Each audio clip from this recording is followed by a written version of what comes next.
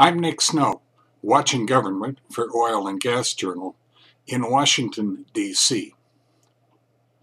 The 114th Congress's first energy priority, after approving the proposed Keystone XL crude oil pipeline, should be repealing the ban on U.S. crude oil exports, the American Petroleum Institute believes. It also acknowledges that reaching this goal won't be easy. The main problem is the two major crude supply interruptions in the 1970s, and motorists lining up to buy gasoline at higher prices as a result made a very strong impression on voters. They don't want to see it happen again, even if many of them didn't experience it directly, but heard about it from their parents and grandparents. Our biggest challenge is convincing people that this is not 1978, API chief economist John C. Felmy told reporters on January 13th. It's an economic, not a national security issue now. Proponents and opponents argue that possibly higher retail gasoline prices are the single biggest obstacle to winning broad support for removing a U.S. crude export ban, which has been in place since 1975. Sales to Canada and from the Trans-Alaska Pipeline System have been allowed since. The domestic crude oil supply outlook changed dramatically when hydraulic fracturing and horizontal drilling made it possible to recover crude from tight shale formations. Production, not imports, has grown in recent years.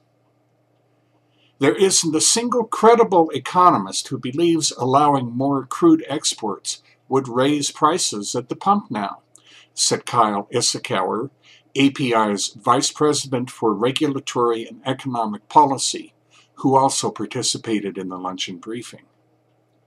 It would reduce estimated consumer costs $5.8 billion a year from 2015 to 2035, result in another $15 billion to $70 billion of investment in U.S. crude exploration and production from 2015 to 2020, and increase domestic crude production 110,000 to 500,000 barrels a day, according to a study ICF International and ANSYS Energy did for API.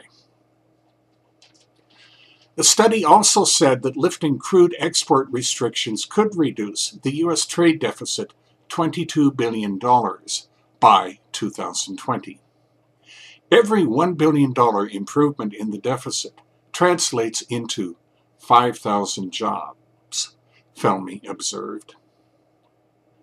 API Upstream Operations Director Eric Melito said, "No projections show the country moving back into domestic supply scarcity anytime soon."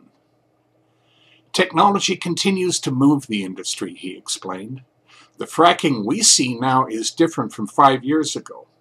Companies can go back to wells they've already drilled and increase recovery rates from 20% to around 35%. The three API officials conceded that individual refiners and chemical companies could face higher supply prices because of their unique situations. Federal lawmakers also have been reluctant to propose repealing the ban, Melito said. "We're pretty confident congressional leaders will take a closer look once we get the story out," he added. That's Watching Government for this week. In Washington, I'm Nick Snow for Oil and Gas Journal.